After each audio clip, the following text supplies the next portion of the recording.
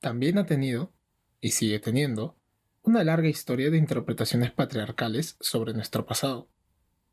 Desde la clásica visión del hombre cazador y mujer recolectora, a pesar de no tener evidencias para este tipo de generalizaciones, hasta las representaciones en donde los hombres, y solo los hombres, aparecen como gobernantes.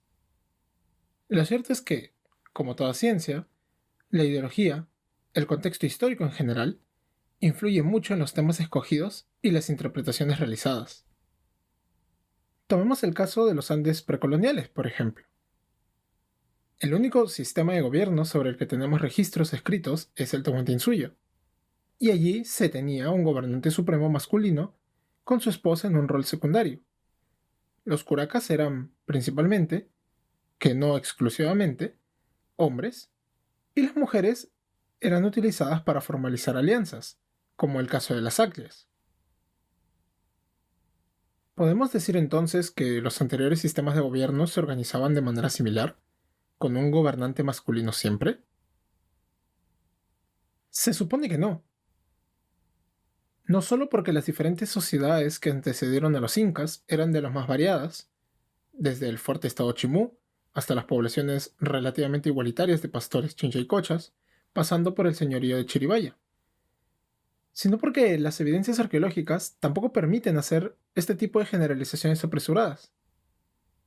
Bueno, no deberían fomentar generalizaciones apresuradas.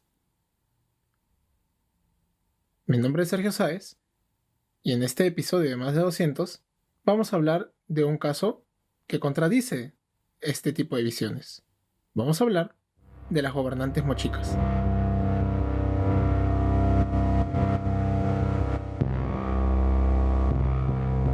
Desconocemos mucho sobre nuestro pasado. Desconocemos cosas como la existencia de templos a lo largo de nuestro territorio desde hace más de 4500 años. Desconocemos que el quechua no es una única lengua. Desconocemos que Túpac Amaru no fue el primer cacique en rebelarse. Desconocemos que el abandono nos ha hecho perder muchísima de nuestra historia. Únete a nosotros en la aventura de evitar que el olvido nos robe el pasado y compartamos la aventura de redescubrirlo.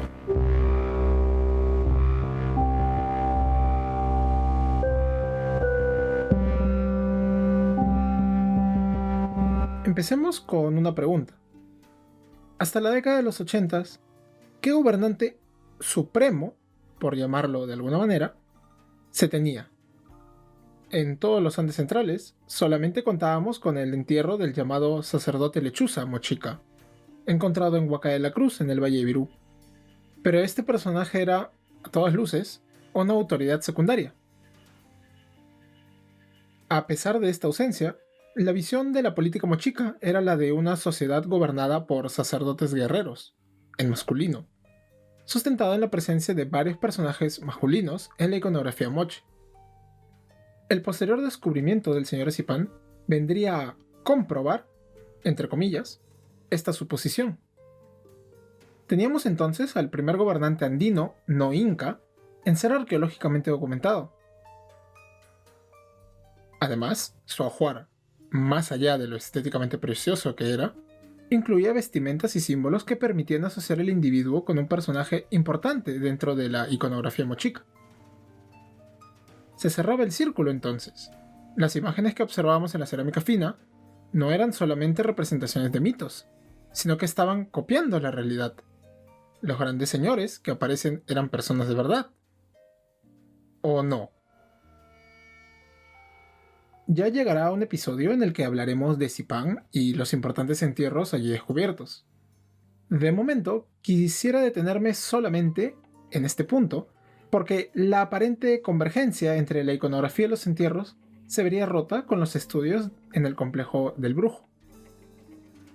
Ubicado a pocos metros de la playa, en la desembocadura del río Chicama, al norte del Valle de Moche, el Brujo presenta una larga historia desde el periodo arcaico, con el conocido montículo de Huaca Prieta, en donde se excavaron los primeros contextos precerámicos, hasta la ocupación Chimú, e incluso con intervenciones coloniales en la Huaca el Brujo o Huaca Cortada, que recibe su nombre por el gran forado realizado en la colonia para poder explotar los entierros prehispánicos.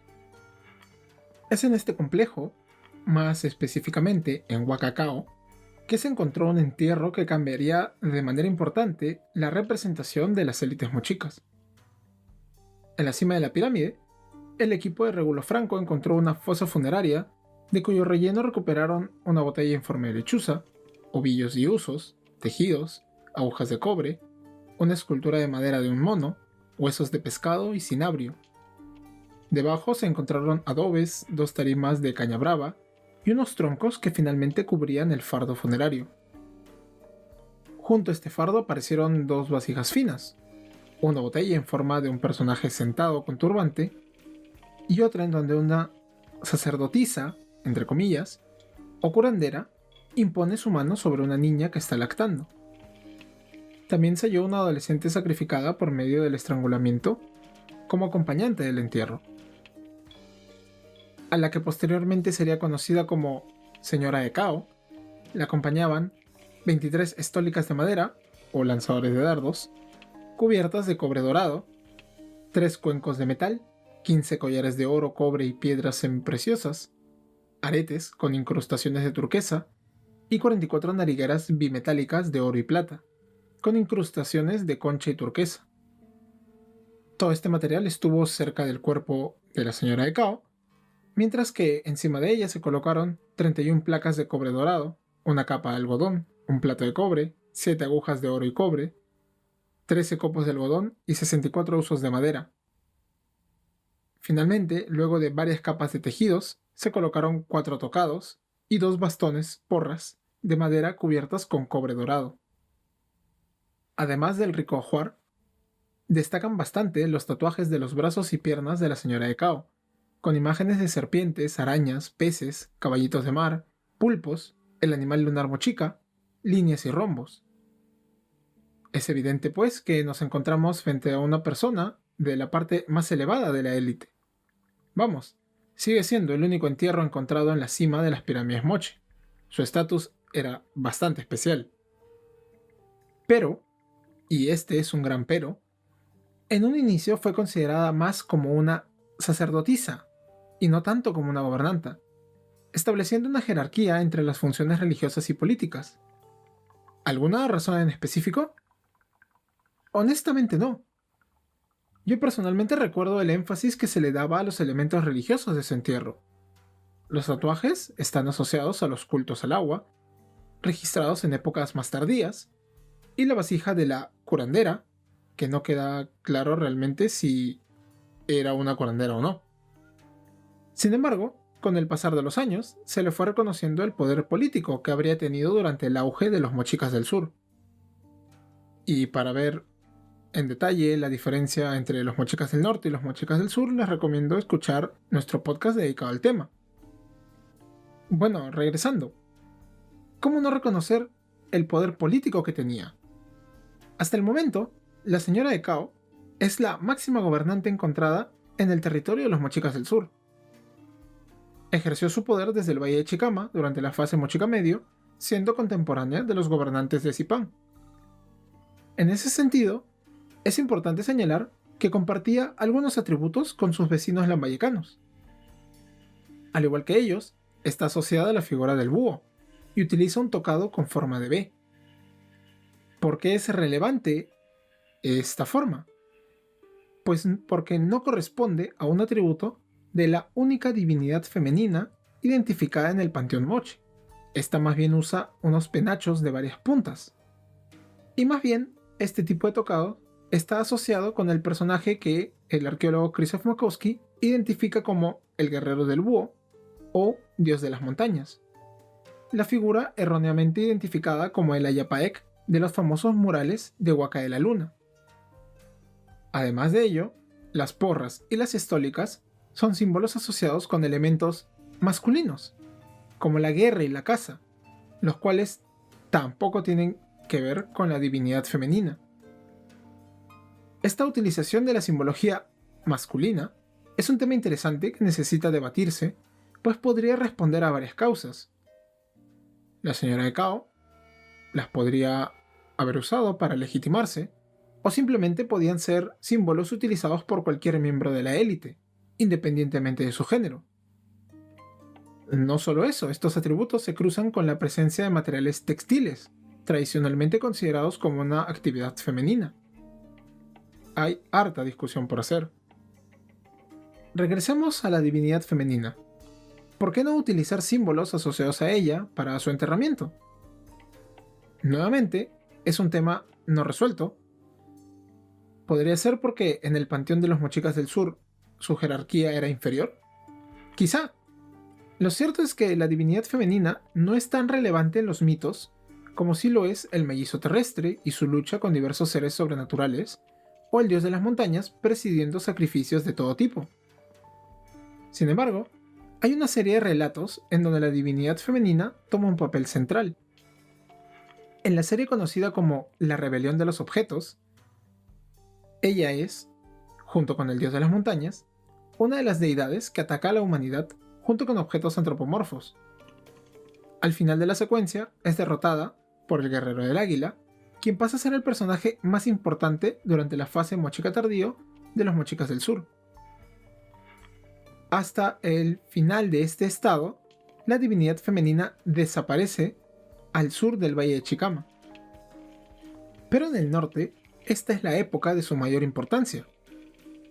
Durante la fase Mochica tardío, el Valle de Jequetepeque vivió un periodo de auge, llegando a producir la conocida como cerámica mochica en línea fina, quizá el material cerámico más refinado de la época. En este valle, la divinidad femenina cobraría gran importancia ideológica, convirtiéndose en la única en ser representada en las vasijas funerarias, sobre todo con el motivo de la diosa montada en su barca lunar. Los entierros también reflejan esta importancia. Las llamadas sacerdotisas de San José de Moro fueron inhumadas dentro de sarcófagos de madera, a los cuales se les añadió piezas de cobre con la forma de brazos, piernas y rostros, con el típico tocado de penachos de varias puntas. También incluyeron copas de metal y de cerámica, uno de los atributos de la diosa más importantes. Ahora, ¿se dieron cuenta que las llamé sacerdotisas? Es que al igual que lo sucedido con la señora de Cao, inicialmente se consideró que las mujeres de élite de San José de Moro eran, simplemente, sacerdotisas. Importantes sí, poderosas también, pero no gobernantas como tal.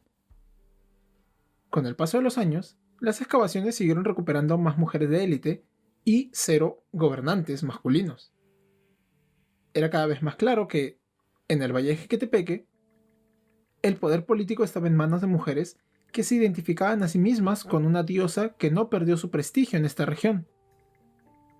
Un ejemplo más de las diversas configuraciones políticas e ideológicas de las élites mochicas durante el periodo de desarrollos regionales tempranos.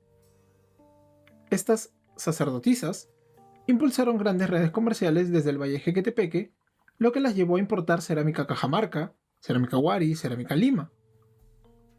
La influencia extranjera se plasmó en la creación del nuevo estilo conocido como mochica polícromo, en donde se combinaron formas, colores y decoraciones mochicas con lo Huari de la Sierra Sur. Este desarrollo sufrió una crisis a mediados del siglo IX y se terminaron por abandonar todos los símbolos de poder mochicas. ¿Qué pasó entonces con las sacerdotisas? Como clase social, se adaptaron. Luego de un periodo llamado transicional, la clase gobernante adoptó nuevos símbolos que terminaron configurando el estilo lambayeque. Al igual que con los mochicas, también se consideró que los gobernantes eran siempre hombres, hasta que el descubrimiento de la tumba de la señora de Chornancap entró a enriquecer la discusión.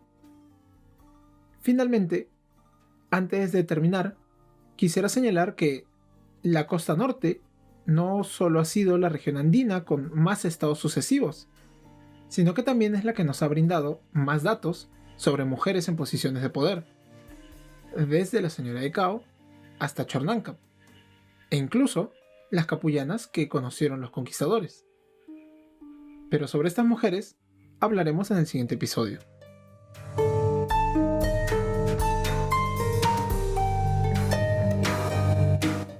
Gracias por escuchar este episodio Como les comenté, si quisieran escuchar más sobre los mochicas del norte, los mochicas del sur, sobre la secuencia cronológica mochica, sus diferentes fases y su desarrollo histórico, pueden revisar nuestro episodio de la primera temporada dedicado a los mochicas.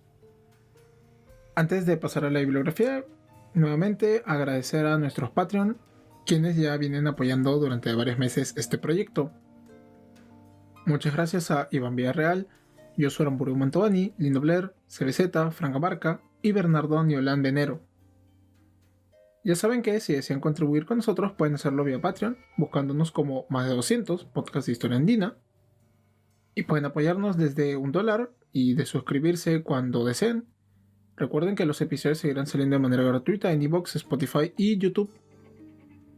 Y espero retomar el ritmo de publicaciones que tenía. Lamento mucho, y esto lo digo a todos los escuchas en general, no haber podido publicar con el ritmo de siempre, pero han sido unos meses un poco complicados. Espero que me puedan entender. Ya saben que cualquier crítica, consulta o comentario lo pueden hacer en la caja de comentarios de iVoox y los comentarios de YouTube, y también en nuestra cuenta de Twitter, en donde estamos como @más de 200 en números. Sobre este tema, yo les recomiendo revisar el libro de Maritza Villavicencio, Mujer, Poder y Alimentación en el Antiguo Perú, publicado por el Fondo Editorial de la Universidad San Martín de Porres. Este trabajo habla en general de las representaciones femeninas a lo largo de la historia andina, y si bien yo tengo algunos reparos con interpretaciones como la importancia de las Aglias o de algunas deidades del panteón serrano, yo creo que es una buena intro sobre este tema, porque compila bastantes ejemplos arqueológicos de mujeres en situaciones de poder en el Antiguo Perú, no solo de la costa norte, sino también de la costa central. Y aquí pueden encontrar buenas descripciones de los hallazgos de la señora de Cao, las sacerdotisas de San José de Moro y también de Charnanca y contextos Wari, por ejemplo. Y para entrar en más detalle sobre la señora de Cao, el artículo de Regulo Franco, titulado La señora de Cao, en el libro Los señores de los reinos de la luna. Y bueno, hay abundante información también en la página web elbrujo.p, que es el portal del proyecto que actualmente continúa en el complejo arqueológico El Brujo. Así que yo les recomiendo revisarlo. Tienen también contenido original, pequeños artículos sobre distintos temas de la historia mochica y de la costa norte en general. Por último, sobre la religión mochica hay muchas propuestas, algunas que no son compatibles entre sí.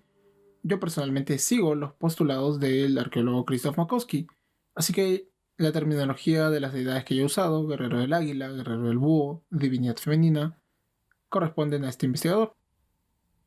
Si quieren ahondar en el tema, un texto corto es Las divinidades de la iconografía mochica, publicado en Los dioses del Antiguo Perú, parte de la colección de publicaciones del Banco de Crédito del Perú sobre arqueología andina. Y listo, eso sería todo en el episodio de hoy. Espero como siempre que les haya gustado. Hasta la próxima.